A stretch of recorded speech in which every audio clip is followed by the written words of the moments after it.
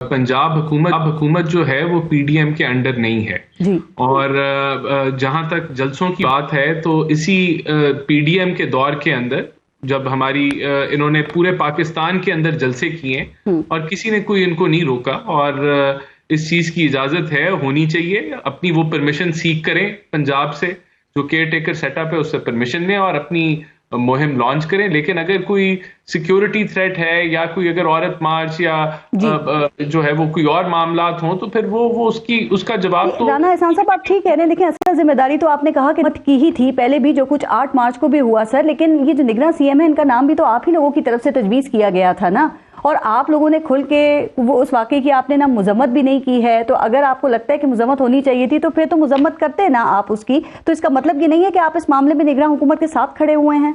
नहीं देखें, जो जिले शाह की अगर आप बात कर रही हैं तो पूरी पार्टी ने, मरियम नवाज ने भी जो है अफसोस का भी इजहार किया और नहायत ही अफसोसनाक है कि कोई भी किसी भी पार्टी का वर्कर की अगर डेथ हो जाए, लेकिन बदकिस्मती से मैं समझता हूं कि इधर सियासत खेली गई और लाशों के ऊपर सियासत ये बहुत बड़ा इल्जाम है।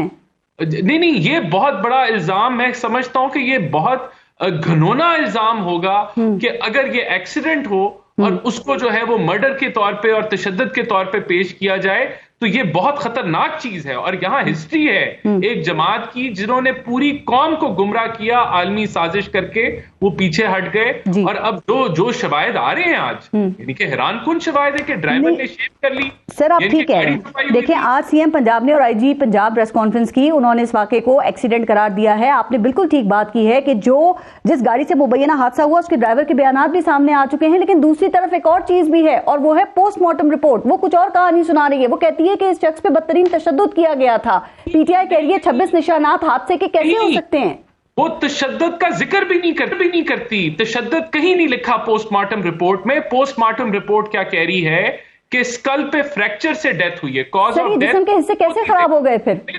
नहीं कॉज ऑफ, देखें एक तो पहला टॉर्चर का कहीं जिक्र नहीं किया गया पोस्टमार्टम रिपोर्ट में, उन्होंने मेडिकल वो इंजरीज का जिक्र किया और कॉज ऑफ डेथ दो चीजें बताई हैं। सर जो इंजरीज हुई है कहा गया है वो टॉर्चर से ही होती हैं, इतना बुरा टॉर्चर किया गया है। नहीं देखें ये हम नहीं, इसको ऐसे नहीं कहना चाहिए, हमें इस चीज को कंक्लूड नहीं करना चाहिए कि जी इंजरीज जो है वो टॉर्चर से ही होती हैं, जरूरी नहीं है। जो कॉज ऑफ डेथ है दो चीजों पे बताया गया, फ्रैक्चर ऑफ स्कल और हेमोरॉजिक इंजरीज की वजह से, और ब्लड फोर्स का जो है वो उससे फ्रैक्चर हुआ, तो ये एक्सीडेंट भी हो सकता है। बाकायदा फिर एक कमीशन नहीं बैठना चाहिए, चूंकि आज यहाँ पर भी तो इब्तदाई तौर पे नतीजा अखज कर लिया गया है ना, तो इन्होंने निकाल लिया है कि ये एक एक्सीडेंट है। पारिस एक तमाशा लगा हुआ है, सीसीटीवी की वीडियोस आ गई। अगर टॉर्चर करके बॉडी को फेंका गया, ना 15 को कॉल किया गया, ना वहां बंदे इकट्ठे हुए, ना कोई वीडियो एविडेंस है, वो लोग गाड़ी में डाल के आधा घंटा लाहौर घूमते रहे, उसके बाद वहां जमा करा दिया, यानी कि सर इमरान खान कह रहे हैं कि हमारे लोगों ने उनकी लाश जो थी वो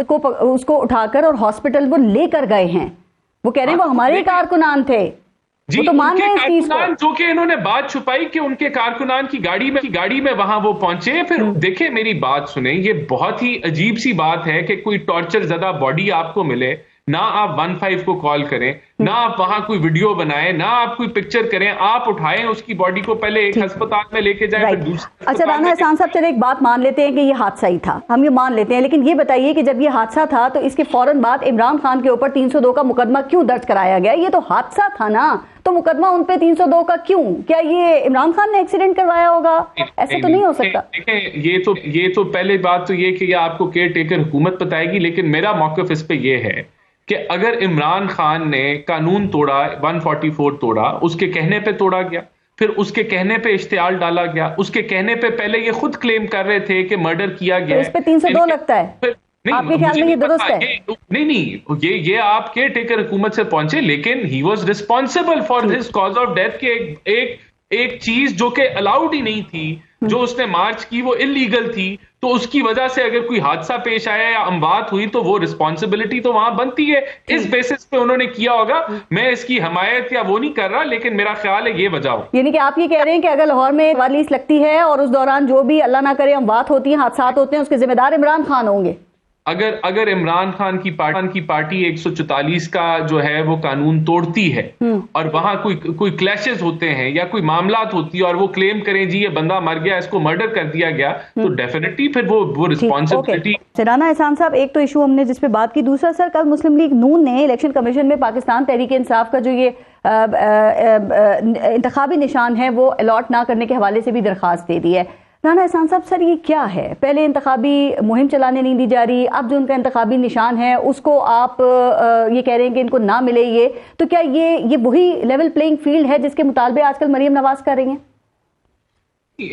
देखें, हमने तो इनकी मुहिम चलाने पे कोई रुकावट नहीं डाली, ये अपनी मुहिम चलाएं। किसने रोका है इनको मुहिम चलाने से? दूसरा, जहां तक इंतखाबी निशान की बात है तो शायद पार्टी का, ये मेरे पास इसकी इंफॉर्मेशन नहीं है, लेकिन मैं अज्यूम कर रहा हूं कि क्योंकि फॉरेन फंडिंग केस भी इनके ऊपर पेंडिंग पड़ा हुआ है, तोशाखाना में ये पेश नहीं हो रहे, टिरियन का केस भी जो है वो भी मैच्योरिटी की तरफ जा रहा है, ये ताबन नहीं कर रहे अदालतों से।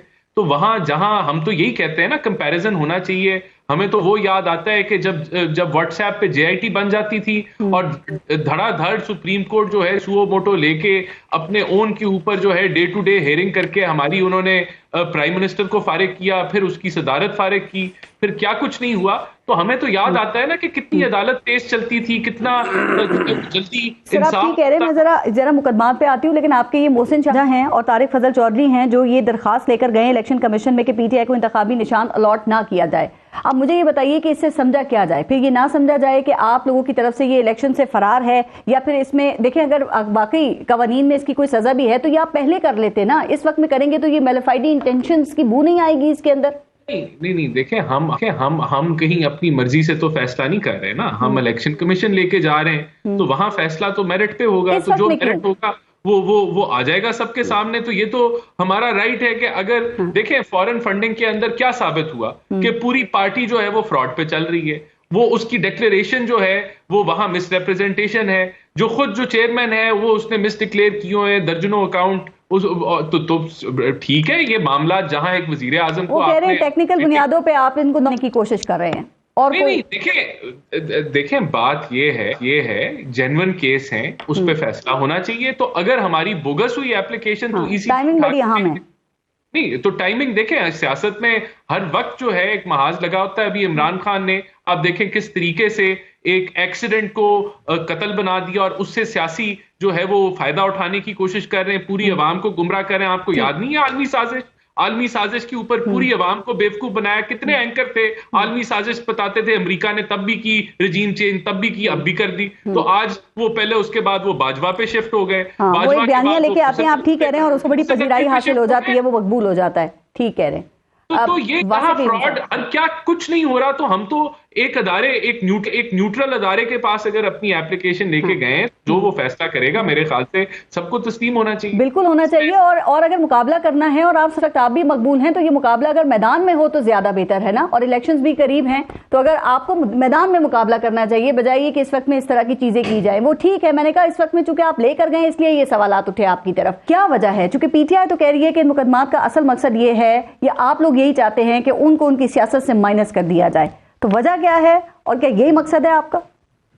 देखें, पहले तो खान साहब को शुक्र करना चाहिए कि जिन काले कानून के तहत उन्होंने अपनी उनके वक्त की जो ऑपोजिशन थी, यानी कि हम लोग, उनको किस तरीके से बगैर किसी केस के इंक्वायरी स्टेज पे नैब के काले कानून के तहत ब्लैकमेल करते हुए नैब के चेयरमैन को उन्होंने 2-2 साल, 16-16 महीने, 8-8 महीने पूरी ऑपोजिशन को अंदर किया, हीरोइन के जाली केस बनाए। तो वो कुछ तो नहीं हो रहा, इनको शुक्र करना चाहिए। दूसरा ये भी सियासी मुकदमात नहीं है आपके ख्याल में? नहीं, देखें, मैं एक तो पारिस यहाँ ये कहूंगा कि बेहतर होगा कि ये जो एफआईआर है मल्टीपल, एक ही चीज के ऊपर मल्टीपल जगहों पे खुलती है, नहीं होनी चाहिए। एक आदमी अगर इन्होंने किसी को लगता है कोई गलती की है या कोई क्राइम कमिट किया है, तो वो एक एफआईआर या एक क्लब हो जानी चाहिए चीजें।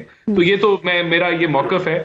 बाकी दूसरा जो है, मेरे ख्याल से उनको फेस करें, अदालतें खुली हैं, अदालतें एक दिन, बल्कि अदालतों में तो वो पेश ही नहीं हो रहे। तो जिस तरीके से अदालतें उनको रिलीफ दे रही हैं, उनको फिक्र नहीं होनी चाहिए।